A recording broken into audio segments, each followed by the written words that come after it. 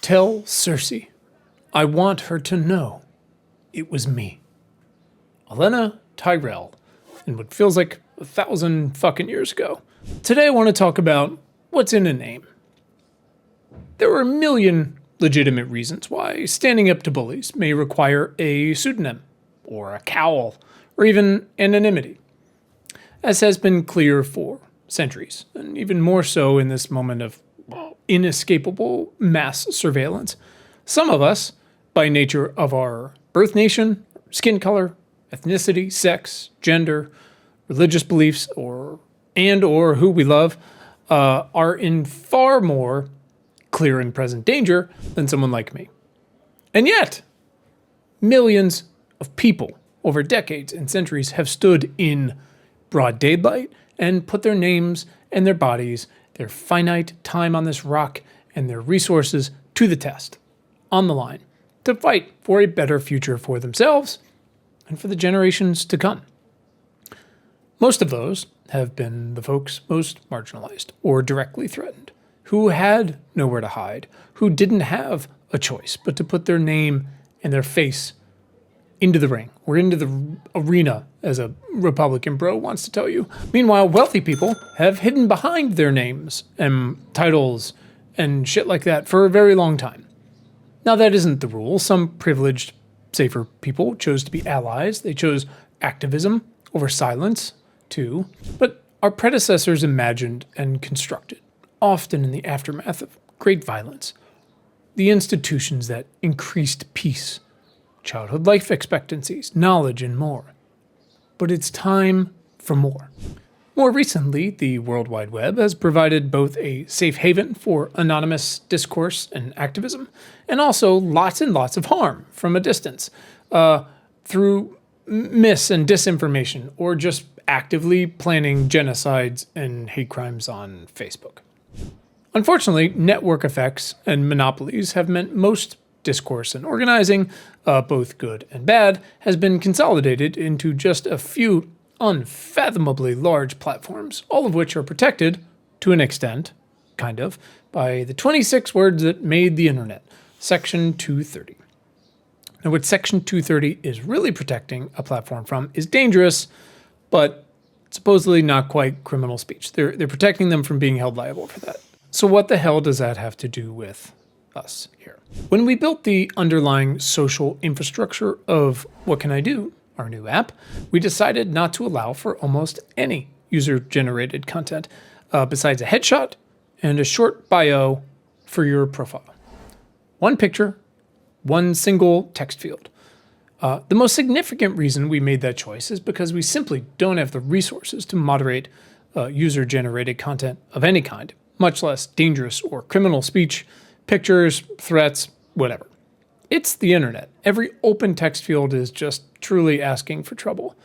But also, plenty of other platforms allow you to express yourself in any number of ways and characters. So, if you want to do that, you don't have to go home, but you can't stay here. You get the idea. Best wishes. So, like the share plate method I use to feed my young children, virtually everything you can do in the app is something we already chose. All that said, there is one other open field we couldn't eliminate. Your name. So again, what's in a name? Everyone is born with a name. A lot of us earn nicknames or go by our middle names or last names, and sometimes it changes over time. Sometimes it's our choice, sometimes it's not. Sometimes we change our name. Sometimes we give our kids our own names. Sometimes our kids have different last names than we do, or a hyphen. Sometimes not. Some of us have stage names or even legally changed names. Eventually, though, one way or another, you present yourself in public in the way that feels most comfortable to you. And everything you do gets attached to that name. If we're not complete assholes, some part of our name might get handed down to the generations after us, not even by us. The phrase, make a name for yourself, can mean a lot of things, but what it usually means is to make it mean something to somebody, to history, even if it's just to your family. After a couple 100,000 years, a few names have persisted, been immortalized for one reason or another, remembered in adulation, fondness, or despised long after our bodies have decomposed back into the soil. As they say, you die two deaths, right? The real one and the one when the last person says your name for the last time. Some names are both loved and feared. Some are attached to deeds in drastically opposing ways. For example, Obamacare. Some cultures have multiple names. Some even have secret names. But for as much as we idolize and put historic figures on pedestals, they'd be nothing without the movements marching and fighting and voting alongside them, right? Their efforts compounded across millions and decades. Again, I am Spartacus wasn't because one guy said it, it was because everybody stood up and said it. But what can I do? Our app is, again, it's one tool among many. And like the rest of our work, it's allied with many other tools, and it stands on the shoulders of so many organizing platforms before it. And this is humbling and freeing. We can only help change the world. It also means, though, that we are freer to have an opinion on how our platform works, because there are so many others that complement it, where you can, again, express yourself much more freely or not at all.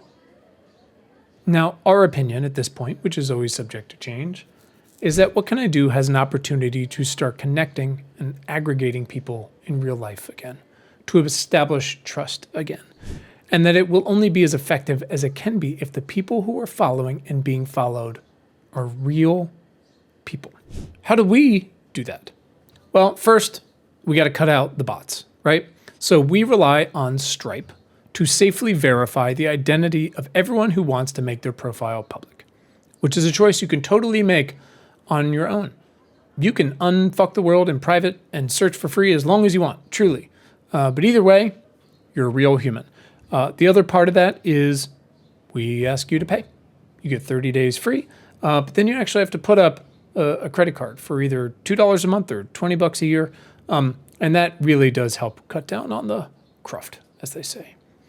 But second, if you make your profile public, again, totally your choice, we ask that you share your name, which is complicated. For many people, the name you use most often in public is a close match to your given name, with endless variations on the margin. Now we, mostly Connor, initially coded the name field to ensure you used one of these marginal variations of your verified name in your profile. It was a fucking nightmare. In addition, though, this regulation of ours ignored the many people who use an entirely different name for whatever reason, but especially those folks who do so to protect themselves. Now, again, we have very, very, very few resources here. We aren't Bumble or Instagram, but we also aren't Discord, which is great. It's very, very important to us, and we think, to rebuilding trust and compound action, that someone who takes an action on our platform and inspires you to follow them is who they say they are, and vice versa. You've got to earn that trust as well. So here's what we've settled on. We created a field called display name, and we want you to use the name you use most in public, as defined by you. There's no other strings attached aside from the handy dandy filter that, checks for bad words. Use the name you're known for, that you've already chosen and established for yourself, whether you're a young student, a scientist, a senator, or, the CEO of Partners in Health, whatever. Understand, though, when you get verified by Stripe, confirming you're not a bot, put up your credit card, and then put your most well-known name out there on What Can I Do? You are asking for trust from our community. There's a great quote from my friend Leo Babauta that says, "Could you trust yourself to practice trust?" Now look, again, SharePlate, it's all part of the plan. Well, What Can I Do doesn't really offer any opportunities to do bad shit. Your picture, your bio, and your name. It's very important that you don't ask for trust unless you want to earn and are prepared to carry the burden of more of it. Here's what that means in practice. We don't, and so far can't, track many of the actions you take. So instead, we actually just straight up ask you if you did it or not. If you click yes, we add it to your action history for your reference and for everyone else who follows you. We also use it to intelligently nudge you to take related actions to help us throw the kitchen sink at whatever problem. But we also ask you as a test because we want to trust you.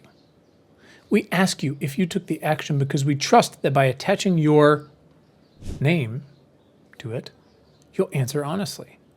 That if all the people who took the time to follow you asked you if and why you did it and how you did it, that you'll actually have an honest answer you're proud of. So every single one of those after action little pop-up questions and every one of your what can I do followers isn't for your vanity. It's an intentional step-by-step renovation of shared trust. We're in a movement when it's clear we can't just say, I'm one of the good guys, and throw a black square on our Instagram and call it a day. We all have to go well beyond silence, beyond neutrality. And every action in our app is designed to help you do that and for all of us to aggregate together to make every action even more powerful. Because we judge ourselves by our intentions, right? But we judge others by their actions. But it's time we measured up and put our names on the line. Because when we do, even more people will. And so on, and so on, and so on. And then we're unstoppable. Now, Connor hates it when I call What Can I Do a search engine. I imagine he'd also hate it if I called it a social network. Both of which are fair. He built them. He built it. Whatever. And it's neither one. Our search isn't open world. It is painstakingly populated by hand. And as described above, our social mechanisms are intentionally limited in both flexibility and utility. But they're also much more intentional than just search or get followers. The entire point of populating our database with measurable actions, the entire point of following someone on What Can I Do, and of encouraging real people to follow you is to combine forces in real life to unfuck the world, to beat bad guys. Now, there's much more to come there, but we really can't afford to do superfluous bullshit. Because of our bootstrapped resources and long-term theory of compound action, we laid foundation very early that we haven't even begun to build on yet, but couldn't afford to strap on later. That said, we've been adding more intentional connective tissue to the app, which is coming soon. And right now, what we're excited and honored to do is give you the ability to share your name, to use our app to make something even more of your name, to associate yourself with actions designed to unfuck the world and to fight bad guys for as many people as possible in a moment when people are genuinely scared to do exactly this. What I'm asking you to do is this. I'm asking you to say, this is who I am. This action history is who I am. I want you to leave a breadcrumb trail of your most measurable deeds for others to follow. And that's all you can do in our app. A bio, a picture, and a name. No other words, just action. So my question is, will you say, this is who I am, and let your actions speak even louder than your words? Now, normally in these essays, I'll sprinkle a bunch of quotes throughout the post from whatever, Star Trek, Lord of the Rings, comedy, it doesn't matter, philosophers, to break things up, to make a point, whatever. But today I've got a bunch at the end, and what I want you to do is listen to them slowly, thoughtfully, rewind, whatever you want. I want you to listen to them in the context of what we've talked about here. When you hear the word you, or me, or I, or our, or we, imagine the power and stakes of attaching your specific name to such an action as described, however philosophical. Associate the quotes with yourself. Imagine the author is talking to you, to us together specifically. They're calling you out, calling us out, asking us whether we, not the world, your name and my name, are up to the task they're calling for. Imagine it is a beloved teacher or coach or boss or mentor saying or writing this to you specifically. Imagine them knowing you read it. Imagine you knowing they know you read it, and now you can't fucking escape their expectations because you have been called upon. Will you respond? Okay, here's the first one. And again, focus on the I, me, our, you. Associate it with yourself. Imagine someone is saying this to you in a movie, whatever, in a private meeting, whatever it needs to be. Once it's said, you can't unhear it, and someone else knows it has been said to you. First one's from Emily Johnston, and we use this one a lot. Our job is not to feel hope. That's optional. Our job is to be hope and to make space for the chance of a different future.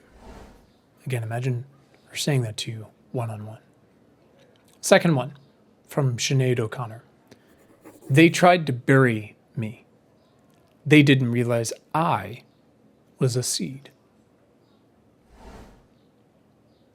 Some of these are going to be longer than others. Third one, what happens when we have eroded trust in media, government, and experts? If you don't trust me and I don't trust you, how do we respond to pandemics or climate change or have fair and open elections? This is how authoritarianism arises, when you erode trust in institutions. That's from Haney Farid. Next one. In becoming forcibly and essentially aware of my mortality, what I most regretted were my silences. My silences had not protected me. Your silence will not protect you. That's from Mary Shelley. Next one. Not through me. Now, I don't totally know who that's by. I think the Subway people said that when they were protecting Spider-Man and Spider-Man 1 or 2. But also a lot of other people who just fucking refuse to be vectors for viruses or mis or disinformation. Or mis or disinformation about viruses. They're like, no, I'm not going to keep this going. Next one. You don't get what you don't fight for. That's Elizabeth Warren. You don't get what you don't fight for. Really wish your city council would pass those bike lanes? When was the last time you showed up at a city council meeting? Next one, by Ella Wheeler Wilcox. To sin by silence when we should protest makes cowards out of men. Next one, kind of a change here. We don't give the public enough opportunities to see and trust warm bodies in public health. Messages must be delivered by real people, preferably the same people, in a style that feels human. And that's by Catalin Gittolina, who's a wonderful blogger online. Here's another slightly different one. The LIGO scientific collaboration involves hundreds of people, many of whom have never met. They use tools and knowledge contributed by thousands of others, who in turn rely on the tools and knowledge of millions of others. Such organization doesn't happen by chance. It requires sophisticated technical and social systems working hand in hand. Trust feeds evidence, feeds trust, and so on. And the same holds true for society at large. If we undermine our self-reinforcing systems of evidence and trust, our ability to know anything and do anything will break down. And that's by Matthew Hudson. Pivoting back here, a favorite. Pretty timely and timeless. From Elie Wiesel. Always take sides. Neutrality helps the oppressor, never the victim. Silence encourages the tormentor, never the tormented. Again, imagine him saying this to you, other people seeing that you heard it, that it was said to you. What do you do with that? Next one. Candor is our simple yet profound commitment to reveal and not conceal. Our commitment is to reveal our stories, holding them lightly and expressing them lovingly. At any moment, we are either choosing to reveal or to conceal. When we choose revealing, we're choosing trust. When we choose concealing, we're choosing control. Trust is rooted in love, and control is rooted in fear. We believe love-based organizations win over fear-based organizations. And that's by the wonderful Jim Dethmer, Diana Chapman, and Kelly Clip. I don't remember where this one's from. Act as if your decisions have moral consequence. I mean, that's the kind of thing, again, an organizer, a mentor, someone says to you, and it's very difficult to walk away from that, to see them in the hall again and know that that has been passed to you. And you can either choose to do something with it or not. Next one, from one of my favorite writers right now. Consumer trust is not necessarily based on the quality of reporting or the prestige and history of the brand, but on strong parasocial relationships. Charlie Warzel. By one of my favorite authors, just had a birthday. Never trust any ruler who puts his faith in tunnels and bunkers and escape routes. The chances are that his heart isn't in the job. Terry Pratchett. We're almost done here. The secret of happiness is find something more important than you are and dedicate your life to it. And that's Daniel Dennett, late Daniel Dennett. A favorite. You can trust us to stick to you through thick and thin, to the bitter end. And you can trust us to keep any secret of yours closer than you keep it yourself. But you cannot trust us to let you face trouble alone and go off without a word. We are your friends, Frodo. Anyway, there it is. We know most of what Gandalf has told you. We know a good deal about the ring. We are horribly afraid, but we are coming with you or following you like hounds. By J.R.R. Tolkien. Another one, don't know the origin of, but I love. Don't you want to know what you're capable of? And you can phrase that a bunch of different ways. Obviously, we're focusing on the personal part, but so you could say, don't you want to know what you're capable of? You could say, don't you want to know what you're capable of? The point is, it's not what someone else is capable of. It's what you, specifically your name, your hands, your voice, your skills, your resources, your instrument, your paintbrush are capable of. And last one, because again, this is a community of people who give a shit for a million different reasons. We're trying to build trust here. From Tennyson, I am a part of all that I have met. That's it. Have a good one.